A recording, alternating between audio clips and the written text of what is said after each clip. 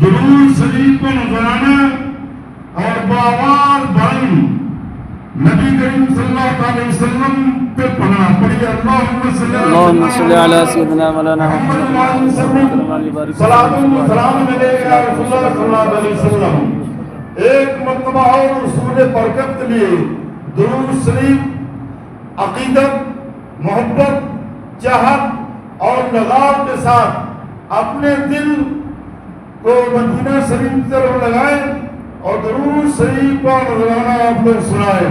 اللہم صلی علی مولانا محمد وسلم صلاۃ و سلام علیہ یا رسول اللہ صلی اللہ علیہ وسلم.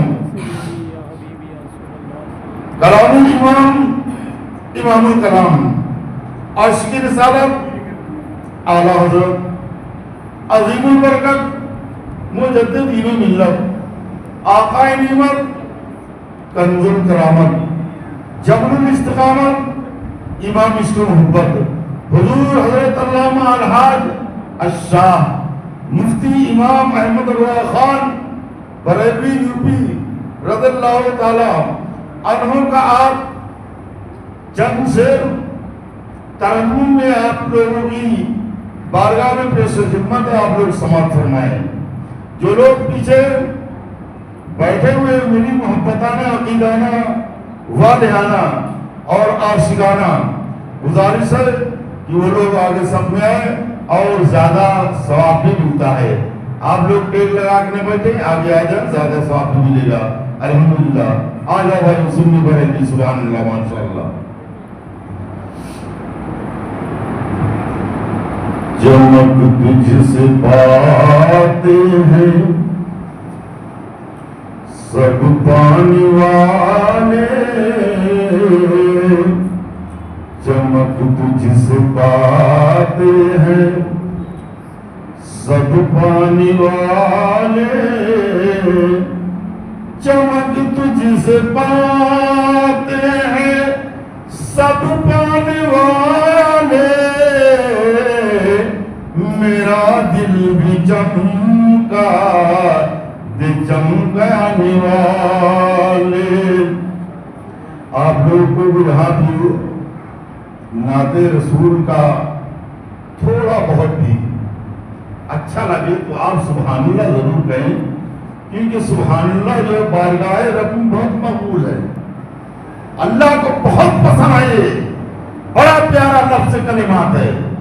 جس نے ایک مرتبہ سبحان اللہ کہا تو اللہ تبارک و تعالیٰ اس کے لیے جنت میں ایک پودا لگاتا ہے، وہ بھی کھجور کا جھاڑ، اور سبحان اللہ کہنے والا اسی سایہ اور چھایا اسی پودے کے نیچے رہے گا اور ہمیشہ اس کا پھل اور کھجور بھی کھاتا رہے گا.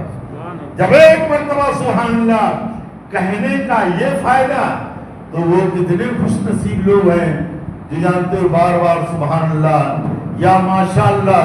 یہ تو اچھے کلمات ہیں، اچھے لفظ ہیں، اور مسلمانوں کی یہ شان ہے کہ الحمدللہ اپنے آپ کو جو ہے بیدار کریں اور ایمانی حرارت پیدا کریں، انقلاب لاویں. تو اعلیٰ حضرت سرکار فرماتے ہیں چمک تجھ سے پاتے ہیں سب پانی والے، میرا دل بھی چمکا دے چمکانے والے. اعلیٰ حضرت سرکار کا قلم اللہ کو معلوم من جانب اللہ کہ یہ قلم کیا ہے. آپ فرماتے ہیں، کہتے ہیں چمک تجھ سے پاتے ہیں. حضرت آدم علیہ السلام کو میرے نبی نے چمکایا، حضرت موسیٰ علیہ السلام کو میرے نبی نے چمکایا، حضرت شیس علیہ السلام کو میرے نبی نے چمکایا، حضرت زکریا علیہ السلام کو میرے نبی نے چمکایا، حضرت عیسیٰ علیہ السلام کو میرے نبی نے چمکایا، حضرت ابراہیم خلیل اللہ علیہ السلام کو میرے نبی نے چمکایا، حضرت اسماعیل علیہ السلام کو بھی میرے نبی نے چمکایا. یہ جانتے ہو کیا ہے؟ یہ حج کا وقت ہے، موسم بلیت اللہ کے نیک بندے اللہ کی طرف جا رہے ہیں، بیت اللہ کا طواف کریں گے اور جگہ پہ جائیں گے تو اعلیٰ حضرت سرکار فرماتے ہیں برستا نہیں دیکھ کر امر رحمت، برستا نہیں دیکھ کر امر رحمت، بدوں پر بھی برسا دے برسانے والے۔ ہمارے نبی امیر غریب نہیں دیکھتے، چھوٹا بڑا کالا گورا، ہمارے نبی کی نگاہ سب کی طرف ہے، کوئی بھی ہو۔ اور جانتے ہو اسی طریقے سے پیغمبر اعظم کہتا نبی سرکار مدینہ رہتے قلب و سینہ، نبی محترم رسول مرسل صلی اللہ تعالی علیہ وسلم کی نگاہ سب پہ ہے۔ اور دیکھیے آج جمعہ کا دن بابرکت رحمت عظمت اور سعادت دولت والا، اس دن کے بارے میں کہا گیا یہ سب دنوں کا سردار ہے، بڑا ہے، بادشاہ ہے، اس کو بڑکپن کا خطاب جو ہے اسلام کی طرف سے اللہ نے دیا ہے۔ جانتے ہو تو جمعہ کے روز زیادہ ہر چیز پہ ثواب ملتا ہے، تو عقائد عالم صلی اللہ تعالی علیہ وسلم جمعہ کے بارے میں فرماتے ہیں، بخاری شریف کی حدیث ہے، مشکات کی ہے، مسلم کی ہے، ترمذی کی ہے، ابن ماجہ کی ہے، صحاح ستہ کی ہے، فتوی عالمگیر ہے، اور اعلیٰ حضرت علیہ رحمت الفتوی رسویہ بھی ہے جمعہ کے بارے میں۔ آقا دو عالم صلی اللہ علیہ وسلم کا فرمان سن لے پورا مسلمان، اور یہ نبی کا ہے سب پر احسان۔ میرے آقا فرماتے ہیں جمعہ کے روز درود شریف زیادہ پڑھا کرو۔ میں اپنے کان سے سنتا ہوں اور اس حدیث کی تصریح امام اس کو محبت کر رہے ہیں، کہاں سے کر رہے ہیں؟ بریلی شریف کی دھرتی سے۔ اعلیٰ حضرت نے تو سنیوں پر احسان ہے، ورنہ ہم لوگ تو بہک چکے تھے۔ آپ نے دل کو منور اور مجلہ اور روشن کیا ہے نبی کی محبت میں۔ جو نبی کی محبت میں درود شریف پڑھتا ہے اس کا چہرہ چمکتا ہے، اس کا کاروبار پھیلتا ہے، اس کے بچوں میں برکت ہوتی ہے، وہ جنت کے راستے پر چلتا ہے۔ جو درود شریف نہیں پڑھتا جانتے ہو وہ جنت کا راستہ بھی بھول جاتا ہے۔ تو آقا فرماتے جمعہ کے روز زیادہ درود شریف پڑھا کرو۔ نبی نے یہ نہیں کہا ایک جمعہ پڑھو، دو پڑھو، تین پڑھو، چار پڑھو، پانچ پڑھو، چھ پڑھو، سال دو سال، سال 500 سال، 1100 سال، ہمیں ہو گئے پورے جانتے ہو 1450 سال۔ آقا کل بھی سنتے تھے، آج بھی سن رہے ہیں، اور قیامت تک میرے نبی سنتے رہیں گے۔ تو اعلیٰ حضرت سرکار فرماتے ہیں دور نزدیک کے سننے والے وہ کان، دور نزدیک کے سننے والے وہ کان، کان لانے کرا مت بلا کو سلام۔ تم قیامت تک جلوت سے، خلوت سے، باغ سے، باغیچہ سے، گھر سے، مکان سے، دکان سے، مسجد سے، مدرسہ سے، خانقاہ سے، درگاہ سے مجھ پر درود شریف پڑھو۔ اور میں ہمیشہ سنتا ہوں، ہمیں سنتا وہ ہے جو زندہ ہوتا ہے. نبی کل بھی زندہ تھے, آج بھی زندہ ہیں, اور قیامت تک نبی زندہ رہیں گے. اسی لیے حضرت سرکار فرماتے تو زندہ ہے واللہ, تو زندہ ہے واللہ میری چشم عالم سے چھپ جانے والے. یا ہمارے محترم امجد بھائی اور دیگر یہ ہمارے اراکین کمیٹی, آپ سب کو اللہ تبارک تعالیٰ اپنے کرم سے رسول اعظم صلی اللہ علیہ وسلم کی صدقے میں اللہ اس کے رسول کی زیارت فرمائے اور صحت تندرست عطا فرمائے, ایمان کے ساتھ کی زندگی گزارنے کی آپ ہم سب کو توفیق عطا فرمائے. میں نے خود مانو سنا کے بعد قرآن مقدسہ کی آیت کریمہ کی تلاوت کو شخص ختم کیا.